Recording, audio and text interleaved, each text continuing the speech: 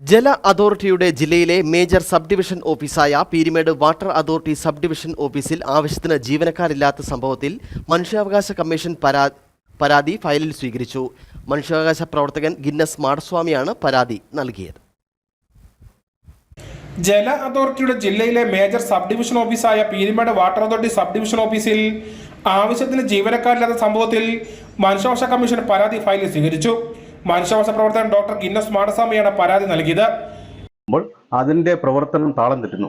മതിയായ ശരിക്കും ഈ കണക്ഷനുകൾക്ക് അല്ലെങ്കിൽ ജനങ്ങൾക്ക് ആവശ്യമായ ജലം പോലും എത്തിക്കാൻ സാധിക്കുന്നില്ല. അതുകൊണ്ട് തന്നെ മതിയായ ജീവനക്കാരെ നിയമിച്ചുകൊണ്ട് വാട്ടർ അതോറിറ്റിയുടെ ഓഫീസ് നല്ല രീതിയിൽ പ്രവർത്തിക്കാനുള്ള ആവശ്യമായ നടപടി സ്വീകരിക്കണമെന്ന് ആവശ്യപ്പെട്ടുകൊണ്ട് മനുഷ്യാവകാശ കമ്മീഷനിൽ പരാതി നൽകിയിട്ടുണ്ട്.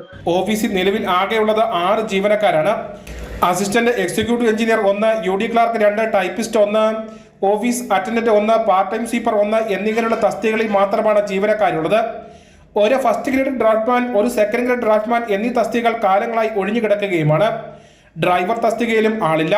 ഇതോടെ 10 പഞ്ചായത്തുകൾക്ക് ജലവിതരണം നടത്തുന്ന ഓഫീസിന്റെ പ്രവർത്തനം അവതാളത്തിലാണ്.